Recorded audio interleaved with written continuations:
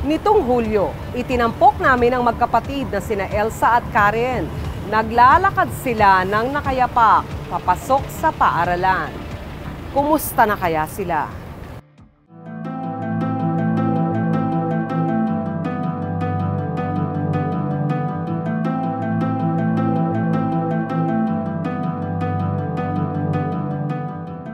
Since birth. Opo, kasi po inagisnan ko na po yung daan namin na ganyan na yung tulay, nagagawan lang siya ng mga taong baryo lang yung gumagawa. Gaano po katagal? Ako po ay 40 years old na, 40 years na rin po. Hanggang ngayon, kalbaryo pa rin ng mga taga-barangay Latag ang maputik na daan. Isama pa ang ilog na kailangan nilang tawirin, makarating lang sa paaralan.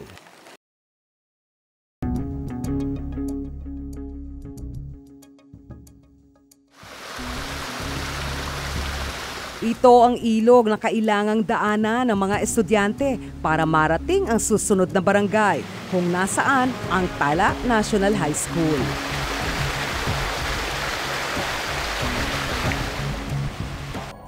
May sementadong daan dito, pero umaapaw ang ilog kapag malakas ang ulan. Hindi lang estudyante ang apektado kapag tumataas ang tubig sa ilog mayamot-yamot. Kahit ang mga guro, yamot na sa peligro. Itinuro ni Teacher Melanie ang kanilang dinaraanan kapag tumataas ang ilog. Ito na po ang daan papunta po sa tulay. Medyo masukal at magubat. Madulas po. Yan.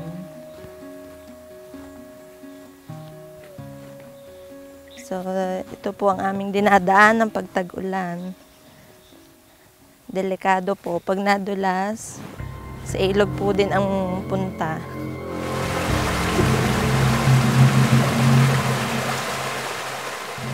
Noon ay kawayang tulay ang nakalagay rito. Nitong Abril lang natapos ang tulay na gawa sa bakal at kahoy. Sa halagang mahigit sa 100,000 piso. Mula ito sa Internal Revenue Allotment o IRA ng barangay.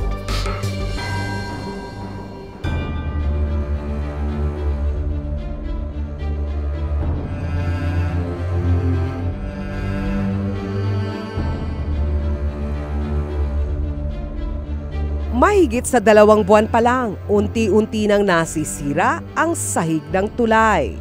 Medyo awang na po yung sahig na inilagay at medyo delikado po siya sa mga bata na dumadaan dito. Lalo na po yung medyo mabibigat na mga bata at minsan po ay pag mga pilyo pa ho ang mga bata, nagtatakbuhan. So maaari po silang mahulog din. Pagkatapos makatawid sa tulay, masukal na daan naman ang kailangang bagtasin. Ito po yung aming dinadaan ng pagkatawid ng tulay. Madamo at magubat po. So, ito po ang mahirap na bahagi pagkadaan po ng tulay. Kaputikan.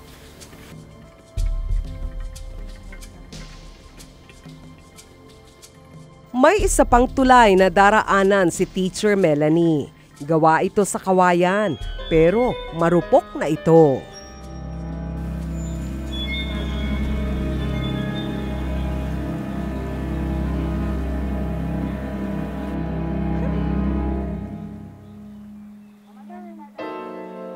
So ito pong bahaging ito.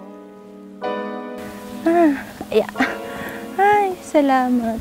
So ito po yung gilid ng ilog na ating pong dinadaanan pagkatawid ho sa tulay.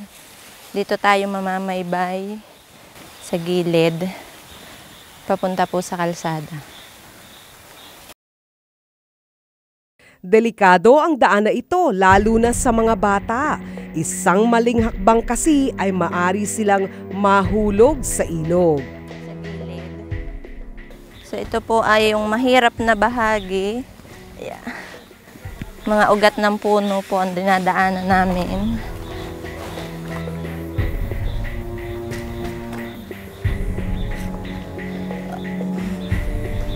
Madaming kawayan. Mahigit sa 30 minuto naming nilakad ang ruta sa gilid ng ilog bago nakarating sa kabilang bahagi. So yan pong makipot na daanan na yan ang aming nilabasan. Simula po doon sa pagdaan namin sa tulay kanina. So dito po lalabas para po makauwi na kami. Papunta sa maganda pong ito sa may kalsada. Simple ang pangarap ng mga residente ng Barangay Latag. Sana po ay mabigyan po kami ng tulay na ligtas po para sa mga bata at sa lahat po ng dumadaan, na sana po may makatulong po sa amin, lalo na po dito sa barangay.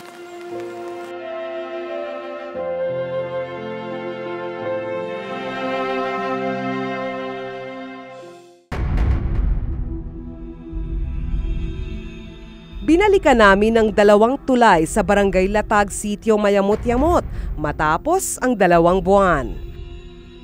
Ang dating tulay na gawa ng kahoy, purong bakal na ang materyales.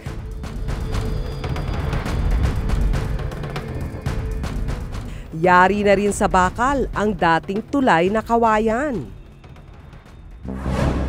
Hulyo nitong taon ang maipaayos ang 2 tulay. Ayon sa isang empleyado ng munisipyo na aming nakausap, pribadong grupo ang nagpaayos ng tulay. Sinubukan naming humingi ng panayam kay Nasugbu Mayor Antonio Barcelon, pero hindi siya nagpaunlak. Para sa iba, simpleng infrastruktura lang naman ang maayos na daan at tulay.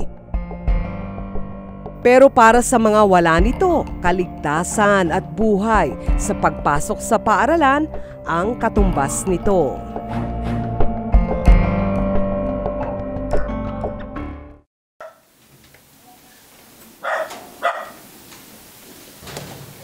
Nang magbukas ang klase nitong Hunyo, balik sa dating gawi sina Emma at ang anak niyang si Emmanuel na nasa grade 8. Araw-araw, hatid sundo ni Emma si Emmanuel sa eskwela.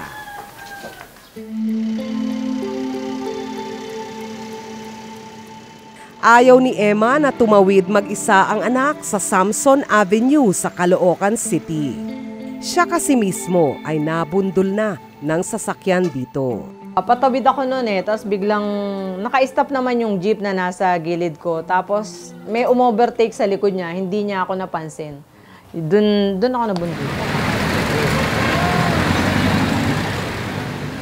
Panatag sana ang loob ni Emma kung magagamit ang footbridge na ito malapit sa eskwelahan ni Emmanuel, na nooy 5 buwan nang nakatenga. Nangihinayang ako, syempre. Kaya lang, pag-iisipin mo, karamihan naman ng project ng government natin, naumpisahan lang, hindi natatapos, di ba? Eh, wala tayong magagawa. Tayo na lang mismo sa sarili natin ang mag-iingat talaga. Pero kung tinapos man lang sana nila yan, mawawala yung kaba namin, malilis yung effort namin. Proyekto ng Metropolitan Manila Development Authority o MMDA ang footbridge na ito. September 11, 2015, nang pirmahan ng MMDA at ng All Asia Structures ang kontrata para sa footbridge na ito. 8.3 million pesos ang halaga ng proyekto. Nagkaroon kami ng pag-aaral doon kasi maraming eskwelahan doon sa area na yon. Kapag labasan sa pasukan, sobrang dami ng tumatawid na estudyante and mataas yung rate ng accidents.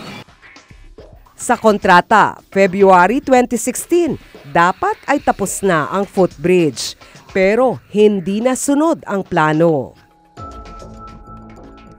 Nang binisita namin ang proyekto noong Hunyo, 90% complete daw ang footbridge ayon sa MMDA. Wala pang semento ang ilang baitang paakyat nito.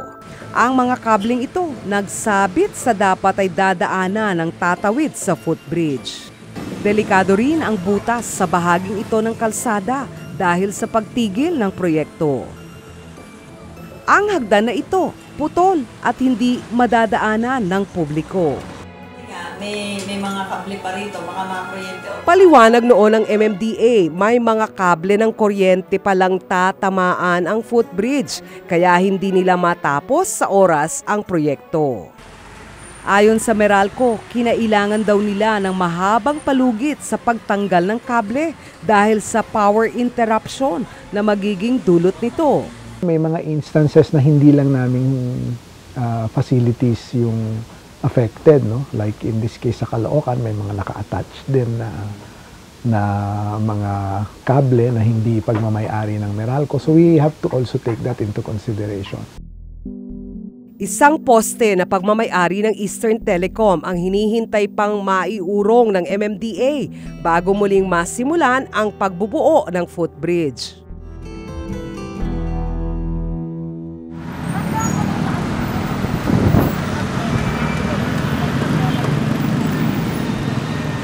Noong isang linggo, binalikan namin ang footbridge. Napakikinabangan na ito ng mga tao. Wala na ang mga nakahambalang na kable. Malaki din po yung naitutulong ng footbridge na ito dahil maiiwasan din po yung disgrasya. Kasi pag sa baba po kayo dumadaan, minsan di po maiiwasan na pag tumatawid po kayo, may biglang sasakyan po na dumadaan. May footbridge po, hindi na nakakatakot. Kahit mga bata, mga estudyante lang ang umakyat, okay na. Kable at poste ng kuryente rin ang problema. Noong una naming imbestigahan ang footbridge na ito sa Barangay Anabu sa Imus, Cavite. Mahigit 14 na milyong piso ang proyektong ito na hawak ng DPWH. Mahigit 2 taong natenga ang proyekto. Noong pinuntahan namin ito nitong Hunyo, buo na ang hagdan sa magkabilang bahagi ng footbridge. Pero may mga baitang pa rin ito na hindi madadaanan dahil sa sagabal na poste na ito sa gitna ng hagdan. Kung ano ng Meralco, ini-study po nila yung by scheduling. Kaya kahit na pag wala pa sa kanilang schedule yon, hindi pa nila sa buong Cavite, nationwide, lagi sa ang inaano nila, naka-schedule yan. Hindi pwedeng madaliin.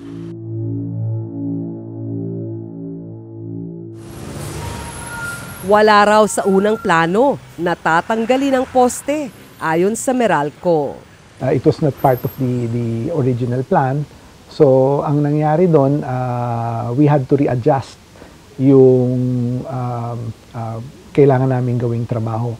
But having said that, siguro nakikita natin dito baka in a couple of months ay ma-actionan na rin. May live wire rin na halos nakadikit na sa bakal ng footbridge.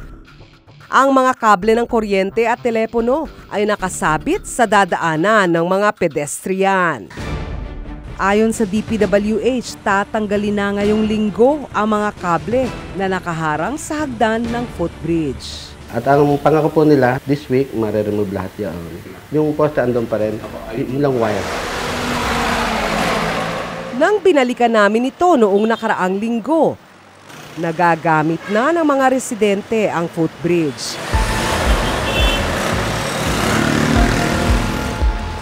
Natanggal na rin ang mga kable ng kuryente. Kaya masayos na may footbridge para safe kami makatawid. Anong wala pa po ito, takot po akong tumawid. Ihintayin pa namin yung traffic aid. Yung si tatay, nihintay pa namin para magpahinto ng mga sasakyan. Dati nung wala pa yung footbridge, pag tumatawid kami, pahirapan kami dito. Medyo nakikipagpatintero kami sa sasakyan. Malaking tulong din daw sana sa mga senior citizen kung gumagana na ang elevator sa footbridge. Kung may elevator sana, hindi na kami napapagod. Lalo't katulad ko, humihingal ako. Katapusan ng Hunyo nang binuksan sa publiko ang footbridge. Makaraan ng isang linggo, ipinasarado ulit ito ng kontraktor dahil aayusin ang bubong ng elevator. Pero nang buksan ulit ang footbridge, makaraan ng 2 linggo, nakatenga pa rin ang elevator. Mga wire doon, yung sa PLDT ba yan o sa mga cable? Yun ang isa na problema. Tapos noong pinadaanan na namin to, pinatigil naman ng kontraktor nito dahil sabi lalagyan ng bubong. Eh hanggang ngayon wala pang bubong. Ayon sa DPWH, hinihintay na ang aksyon ng telecom company sa mga kableng tumatagos sa elevator. Pero ang parehong footbridge madalang na ginagamit.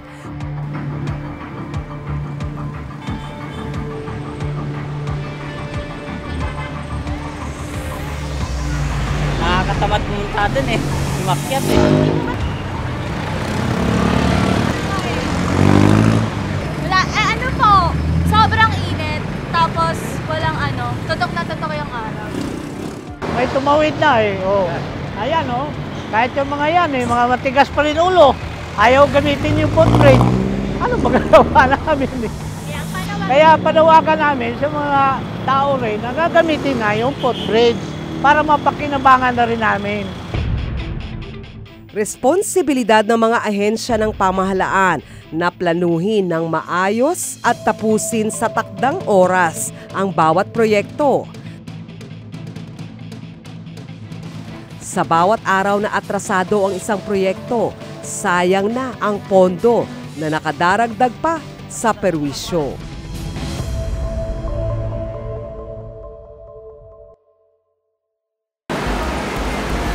Nitong Hunyo, itinampok namin ang proyekto ng Department of Public Works and Highways o DPWH sa Padre Noval Street sa Maynila. Dapat ay solusyon sa baha at mabigat na daloy ng trapiko ang ginagawang kalsadang ito sa Padre Noval sa Sampaloc, Maynila. Pero tila kabaligtaran ang naging epekto nito. 13.2 milyon pesos ang halaga nito. Disyembre 2015 ay tapos na dapat ang kalsada. Dahil sa pagbubungkal sa kalsada, nasira ang ilang pasilidad sa barangay. Ayon sa binagong kontrata ng proyekto, dapat ay tapos na noong June 30, 2016 ang proyekto.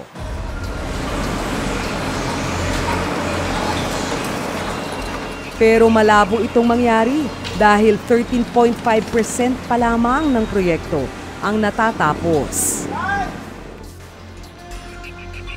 Ayon sa City Leoncio Construction and Trading, ang kontraktor ng proyekto naging balakid sa proyekto ng DPWH ang sumabay sa road construction project ng Manila City Hall at sewerage facility repair ng Maynilad sa Padre Noval.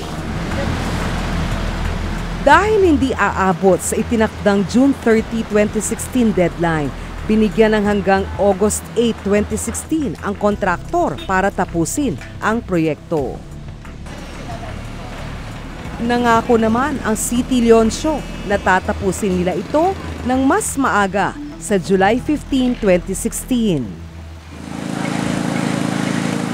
2 buwan matapos ang ibinigay na palugit, hindi pa rin natatapos ang ginagawang kalsada. Kita ko tapos na yung tabandang UST. Pero may kadugtong kasi ito, tabanda pang dulo. Kasi ito ang nagka-capture ng tubig sa area ng UST. Eh hindi pa nga tapos dun sa dulo dahil meron yata daw ginagawang building na nakikiusap naman na huwag muna namin gawin yung tapat nila dahil ongoing yung pagkokongkreto nila ng structure. No? Kaya ang mga residente sa Pinoval patuloy ang kalbaryo. Mapiperwisyo talaga dahil lalo na yung two-way na daanan. Imbis na two-way ang makukan, naging one-way lang. Doon pa nagkakaroon ng argumento ng bawat sasakyan yan. Wala kaming ilaw sa gabi, madilim. gawa ng ginagawa nila. Kaya malaking perwisyo sa amin yan. Kita mo yan, mga sarado yung mga ano rito. Ayon sa DPWH, minamadali naman nila ang proyekto. Ang sa akin lang, yung mga project na ginagawa namin ngayon, sinasabi ko sa mga district engineer na kailan tapusin natin yan ng November 30. Dahil pagpasok ng December, it's already talagang crowded na ang Metro Manila. At ginagamitan naman natin ng ng mga technology, no. Kung medyo naghahabol kami, tulad nung mga iba naming ginagawa, ginagamitan namin ng one-day concrete, mga ganon, no. Then kung pwede na talaga mag-overtime ng mga trabahado, as long as it is allowed, no, by the residents na pwede mag-overtime, overtime man namin yan. Nitong Hunyo, binisita namin ang Perfecto Gregorio High School sa Maynila. Wala kasi silang sariling gusali. Kumusta na kaya ang sitwasyon ng mga estudyante roon? August 2014, nang inabandona ang lumang gusali ng G. Perfecto High School. Siya ay nakaranas na ng 2 major earthquakes at siya ay nakaranas na rin ng sunog. Medyo may kalutungan na siya. Very dangerous talaga kasi may mga bitak na eh. Dahil dito, pansamantalang nakituloy ang kanilang mga estudyante sa Gregorio del Pilar Elementary School at Maximo Hizon Elementary School na nasa Tondo rin. Ang mga estudyante ng Perfecto High School na nasa Del Pilar nakipagsiksika na rin sa M. Hizon Elementary School. Kumbaga, alam ng mga estudyante na maigsi ang kumot, kaya natuto silang mamaluktot. Kasi po dati po, nung sa may Perfecto po, umaabot po na mga 1 oras yung oras namin sa bawat subject, tas yung vacant namin, umaabot din po ng 1 oras. Ngayon po yung vacant namin, 30 minutes na lang po, tas yung sa subject po, 45 minutes na lang po. Umaabot ng 60 ang kada klase at ang iba sa koridor na lang.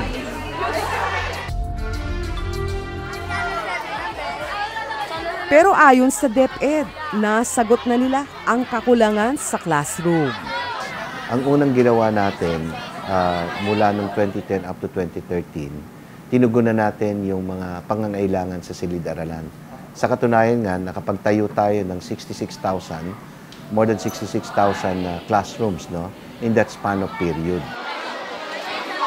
Ayon sa DepEd, mahigit 185,000 na classroom ang nakaprogramang gawin mula 2010. Mahigit 118,000 na rito ang nakumpleto na raw.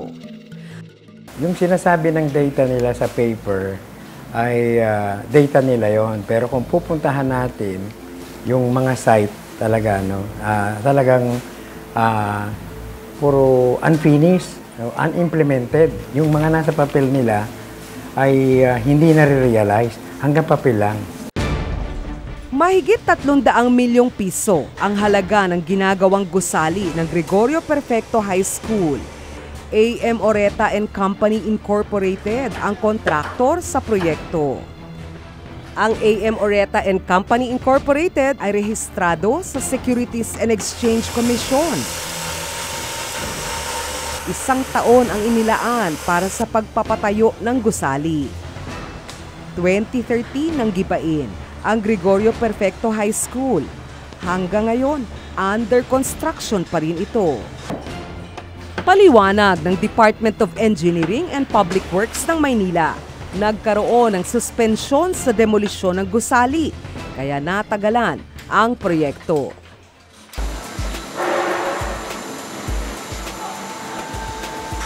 Malapit na ang Oktubre, pero hindi pa rin tapos ang gusali. We are expecting that on October, sabi po nila, pwede na namin i-occupy.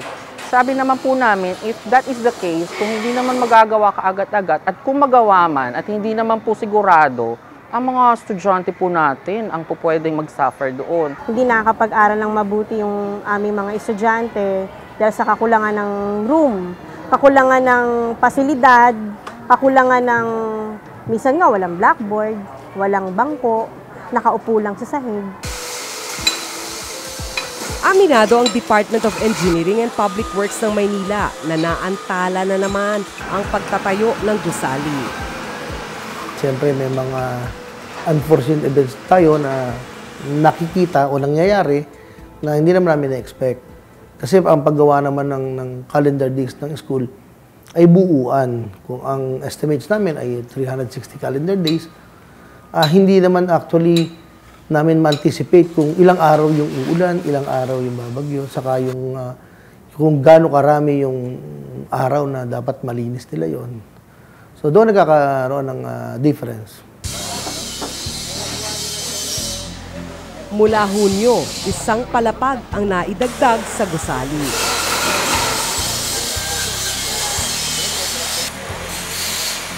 Kailangan pa raw ng 2 buwan para matapos ang isa pang palapag at ang bubong ng gusali. We'll be trying our best along with the contractor na matapos namin to by December. So by early January, by 2017, ay magamit na ng school, may turnover namin. May nagbabantay man o wala, dapat matapos agad ang gusali. Araw-araw kasi napeperwisyo ang mga guro at mag-aaral. Nitong Hunyo, siniyasat namin ang mga tenggang proyekto ng gobyerno. Makalipas ang halos 3 buwan, natapos na kaya ang mga ito?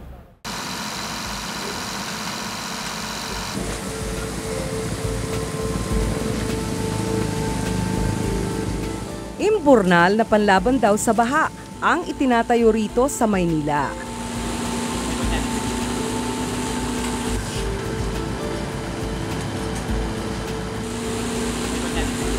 Tatlong taon na, hindi pa rin tapos ang proyekto na kung tawagin ay Blumentritt Interceptor Catchment Area.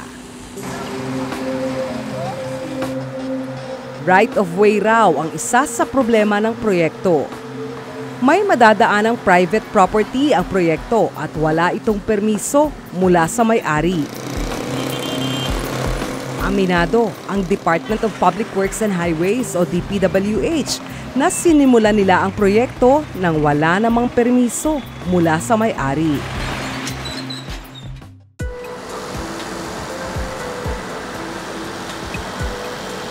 Ayon sa eksperto, mali ang DPWH na sinimula ng proyekto na wala namang permiso ng lahat ng mga taong dadaanan nito. So kailangan ng proper planning. Ang pagkukuha ng right-of-way ay isa sa mga proseso bago masimulan ang isang proyekto. Ito ay dapat binibigyan ng halaga dahil ito ay direktang makaapekto sa mamamayan. Perwisyo para sa hanap buhay ni Lucia ang proyekto ng DPWH sa kanilang lugar. Matumal kasi ang kita sa vulcanizing shop. Sa laki po talagang medyo nabawas po sa amin sa kita po. Bali hindi na po gaya nung dati, as in mababa na po talaga. Dahil po sa ginagawa po dyan sa harap po. 15 hanggang 20 pesos ang bayad kay Lucia kada gulong na maaayos. Kahati pa niya rito ang may-ari ng vulcanizing shop. Kung dati ay kumikita siya ng halos 900 piso, ngayon umaabot na lang ito sa mahigit 300 piso. Pasokan na po. Sa ngayon, hindi pa kami nakabili ng pang-school supply ng mga anak ko. Binalikan namin ang proyekto matapos ang 3 buwan. Ang dating saradong kalsada, nadadaanan na. Sementado na ang bahaging ito ng kalsada sa Hermosa. Natabunan na rin ang hukay sa riles ng tren. Nitong nakaraang Hulyo, nakumpleto ang proyekto. 3 taon na rin itong ginawa.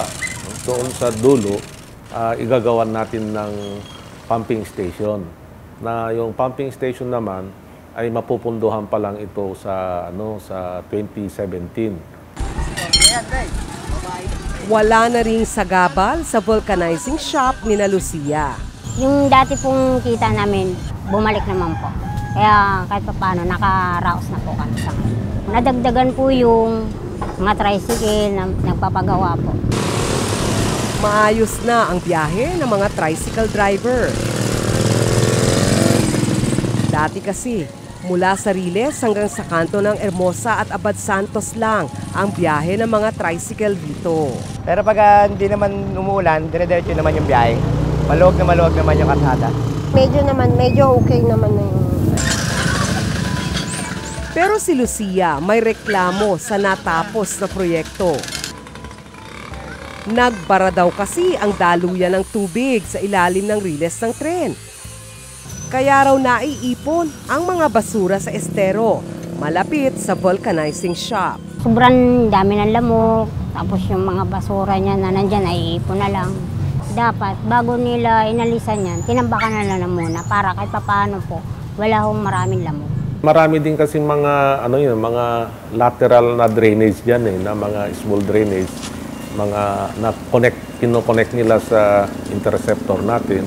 Kailangan malinisan din mga yan, no? Kasi kaya nagbabara, minsan madumi na mismo yung dahil sa basura. Hunyo rin itong taon nang unang beses naming bisitahin ang main drainage project ng DPWH sa Maysilo, Mandaluyong. Layunin nitong lakihan ang mga drainage para dito dumaloy ang baha patungo sa Ilog Pasig. Malaki na ho kasi nagiging sakripisyo ng Mandaluyong ng mga nakaraang panahon sa mga pagbaha, lalo na sa lugar ng Maysilo. Mapapansin nyo na ang Maysilo ay nandyan yung ating City Hall. At ito yung pinakamababang lugar sa Mandaluyong. Naunang matapos ang drainage sa bahagi ng kalye sa San Joaquin. Pero mabilis pa rin bumaha rito kapag umuulan. Ang problema, hindi pa rin kasi makadaloy ng maayos ang tubig mula rito papunta sa Ilog Pasig. Ginagawa pa kasi ang proyekto sa kalye ng San Francisco sa Maysilo na huling dadaluyan ng tubig palabas ng Ilog Pasig. Sa ngayon po, nasa dulo na tayo eh. Siguro kung magkaroon kami ng planong mag-adjust, minor na lang at tungkol na lang ito sa kung paano namin pabibilisin yung aming trabaho more than what we expect or estimated before. LRTK Builders ang kontraktor ng proyekto. Rehistrado ito sa Securities and Exchange Commission o SEC. Sinimula ng paggawa ng drainage sa kalyeng ito noong Agosto 2014. Mayo ng taong ito, dapat tapos na ang proyekto. Ang sarap. Yung problema talaga dito, yung tubig. Una sa lahat, yung tubig na coming from upstream, going nga dun sa Pasig River. Pangalawang problema, siguro masasabi ko yung basura na rin. Na once na na-dewater namin lahat ng mga tubig na nandyan, yung mga baha, naiiwan yung mga basura. Which is, kami yung naglilinis. Which is supposedly na hindi na dapat namin ginagawa. Baha at traffic daw ang ilan sa dahilan kung bakit hindi natapos sa oras ang proyekto.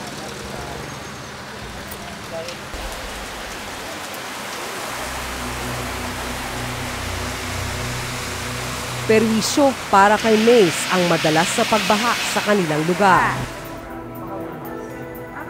Hindi, isa lang. Veterinaryo si Mace at mahigit 1 dekada na siyang may klinika sa kalye ng San Joaquin sa Mandaluyong. Sa nakalipas na 5 taon, lagi na raw bumabaha sa lugar na ito. Kahit walang ulan, bumabaha. Kahit pa paano nakakaraos naman kami. Last year, out of the 7 days, 5 araw or 4 days kaming baha. Kahit ang pasok ng kita sa klinika ni Mace ay naging matumal.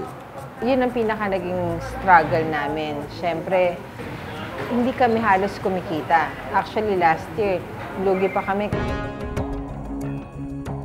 Binisita namin ang proyekto noong nakalipas na linggo. Sementado na, ang kalsadang dati ay binubungkal. Nadadaanan na rin ito ng mga motorista. Sa ngayon, 90% na ng proyekto ang nakukumpleto. Malaking ginhawa para sa mga residente kung tuluyan ng matatapos ang proyekto. Babawasan po yung baha. Saka yung sa circle po, sa may City Hall, talagang binabaha dyan. Pero ngayon, unti-unti na pong lumiliit yung baha pagka umuulan. Naging mas malinis, mas maganda para sa amin kasi wala nang pati tinatapunan ng basura yung kanal noon. Pero para kay Mace, mananatiling perwisyo ang proyekto hanggang hindi ito natatapos. Kahit papano, mas bumabalik na yung mga iba naming clients, pero meron pa rin talagang effect sa amin hanggang ngayon. Nagkakaroon na lang ng baha pag malakas talaga yung ulan. Pero meron pa rin tubig and medyo matagal pa rin yung paghupa ng baha. May aksyon sa ilang problema matapos maitampok sa aming programa. Salamat po sa mga umaksyon. May sagot sa bawat problema. Kaya wag po sana kayong mag-atubili na magsumbong kung sa tingin ninyo ay may dapat solusyonan sa inyong komunidad. Kung kayo po ay may usaping nais matalakay ng aming programa, mangyari pong makipag-ugnayan sa aming Twitter at Facebook account. Maraming salamat po sa inyong pagsubaybay. Magandang gabi, ako po si Malu Mangahas at ito ang Investigative Documentaries. Karapatan mong malaman ang katotohanan.